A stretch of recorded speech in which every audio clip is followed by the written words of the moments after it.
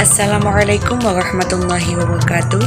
Di sini kami dari kelompok 8 akan mempresentasikan tentang teknik membaca teks fiksi.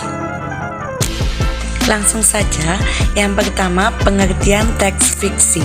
Fiksi adalah sebagai prosa naratif yang memiliki sifat imajinatif, akan tetapi biasanya masuk akal dan mengandung kebenaran yang mendramatisir hubungan-hubungan antar manusia. Selanjutnya, membaca cerpen. Cerpen adalah cerita fiksi yang padat dan singkat. Cerpen biasanya akan langsung menceritakan maksud dan tujuan dari cerita.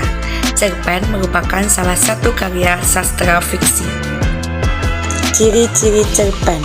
1. Karya sastra fiksi yang singkat dan sederhana. Yang kedua, terdiri dari unsur pembangun cerpen yang meliputi tema, amanat, tokoh, alur, gaya bahasa, sudut pandang cerita. Yang ketiga, unsur cerita terbatas dan masalah yang dihadirkan relatif sederhana. Yang keempat, diterbitkan melalui majalah, surat kabar, atau buku kumpulan cerpen atau antologi cerpen. Yang terakhir, terdiri dari berbagai karakter tergantung penulisnya. Unsur-unsur cerpen. Sebuah cerpen dibangun dari unsur-unsur seperti alur, tokoh, latar, sudut pandang penceritaan, gaya bahasa, tema, dan amanat. Berikut adalah pembahasan dari masing-masing unsur, tetapi di sini saya hanya akan membahas secara garis besarnya saja, karena pada kelompok sebelumnya sudah dibahas dengan lebih mendetail. Yang pertama ada alur. Alur disebut juga dengan plot atau rangkaian peristiwa yang dijalin berdasarkan urutan waktu atau hubungan sebab akibat sehingga membentuk urutan cerita. Ada beberapa tahapan dalam alur cerita. Yang pertama ada paparan.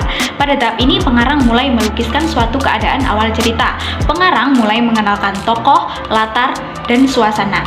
Selanjutnya ada rangsangan. Pada tahap ini muncul peristiwa yang mengawali gawatan. Selanjutnya ada gawatan, yaitu tahap di mana sudah mulai ada tanda-tanda munculnya konflik antar tokoh atau mungkin antara tokoh dengan dirinya sendiri. Selanjutnya ada pertikaian, munculnya perselisihan antar tokoh atau antara tokoh dengan dirinya sendiri yang belum dapat diselesaikan. Selanjutnya ada perumitan. Pada tahap ini konflik yang mulai memuncak. Selanjutnya ada klimaks, tahap di mana konflik sudah sampai puncaknya. Selanjutnya ada perlayan. Pada tahapan ini melukiskan pemecahan masalah dari konflik yang ada. Selanjutnya ada penyelesaian. Tahap alur yang melukiskan akhir suatu cerita yang merupakan penyelesaian dari masalah. Selanjutnya ada tokoh. Tokoh adalah pelaku dalam suatu cerita. Ditinjau dari karakternya, tokoh dibedakan menjadi dua, ada tokoh sederhana dan tokoh kompleks. Tokoh sederhana adalah tokoh yang dilihat hanya dari sisi tertentu saja dalam kehidupannya, sedangkan tokoh kompleks adalah tokoh yang cenderung dilihat dari semua sisi kehidupan. Selanjutnya ada latar. Latar atau disebut dengan setting adalah gambaran, tempat, waktu, dan segala situasi di tempat terjadinya peristiwa. Latar mempunyai 3 unsur utama, yaitu waktu, tempat, dan suasana. Selanjutnya ada sudut pandang penceritaan. Sudut pandang merupakan cara pengarang memandang tokoh-tokoh cerita dengan menempatkan dirinya pada posisi tertentu. Berikut 4 sudut pandang yang biasa digunakan oleh pengarang. Yang pertama, pencerita sebagai pelaku utama. Dalam sudut pandang ini, biasanya pengarang bertindak serba tahu tentang apa yang ada di dalam benak pelaku utama. Biasanya pencerita menggunakan kata aku atau saya. Selanjutnya, pencerita sebagai pelaku, tapi bukan pelaku utama.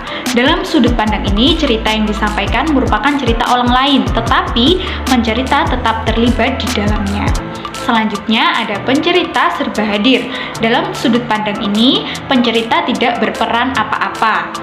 Pelaku utamanya orang lain yang biasanya menggunakan kata ganti dia dan kadang-kadang disebut namanya, tetapi pencerita serba tahu apa yang dilakukan, bahkan apa yang dipikirkan oleh pelaku cerita. Selanjutnya, pencerita sebagai peninjau. Sudut pandang ini hampir sama dengan sudut pandang serba hadir. Bedanya pada sudut pandang ini, pencerita tidak tahu apa-apa terhadap apa yang akan dilakukan dan apa yang dipikirkan oleh pelaku. Dalam hal ini, pencerita hanya benar-benar menceritakan apa yang dilihatnya. Selanjutnya ada Gaya bahasa. Karya sastra merupakan jenis karangan yang memberikan rasa keindahan. Rasa keindahan itu di samping dibangun dengan melalui teknik-teknik pengungkapan, juga menggunakan sarana bahasa. Dengan bahasa, pengarang membangun cerita dan menyentuh perasaan para pembacanya. Selanjutnya ada tema dan amanat. Unsur intrinsik lain yang membangun cerpen adalah tema dan amanat. Tema adalah ide yang mendasari suatu cerita sehingga berperan juga sebagai pangkal tolak pengarang dalam memaparkan karya fiksi yang diciptakannya. Selanjutnya amanat. Amanat adalah sebuah ajaran, moral atau pesan yang mau disampaikan oleh pengarang kepada pembacanya. Puisi yaitu karya sastra yang berisi gagasan penyair dengan bahasa yang singkat, padat, dan menggunakan irama dan bunyi yang padu dan menggunakan kata-kata kiasan atau imajinatif. Itu menurut Nur Hadi di tahun 2016. Sedangkan menurut Hasanuddin di tahun 2022, puisi yaitu pernyataan perasaan imajinatif penyair yang masih abstrak, dikonkretkan untuk mengkonkretkan peristiwa yang telah ada dalam pikiran dan perasaan penyair tersebut. Sedangkan ciri-ciri dari puisi yang pertama yaitu berisi gagasan. Gagasan tersebut berbentuk baris, bait, dan tipografi.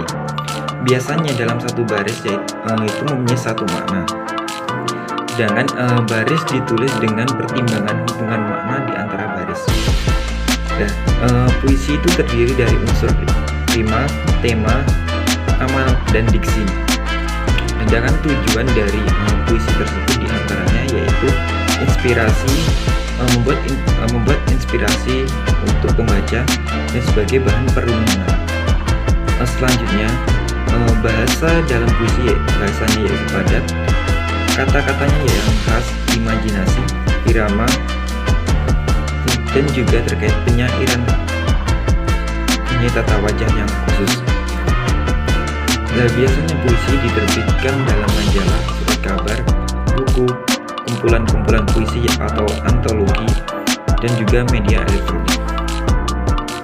Selanjutnya ada unsur-unsur teks puisi. Yang pertama ada rima, yang kedua ada tema, yang ketiga ada amanat, yang keempat ada diksi. Yang pertama ada rima. Rima yaitu pola-pola pengulangan bunyi dalam puisi yang mengandung efek keindahan dan tenaga dilakukan untuk mengekspresikan gagasan. Yang kedua ada tema. Tema yaitu pokok pikiran penyair secara implisit. Sebuah tema diangkat untuk mengingatkan pembaca atau pihak-pihak tertentu tentang sesuatu masalah. Menurut Nur Hadi 2016. Yang ketiga ada amanat. Amanat yaitu sebuah ajaran moral yang disampaikan pengarang kepada pembaca. Ini disampaikan oleh Luciana 1982.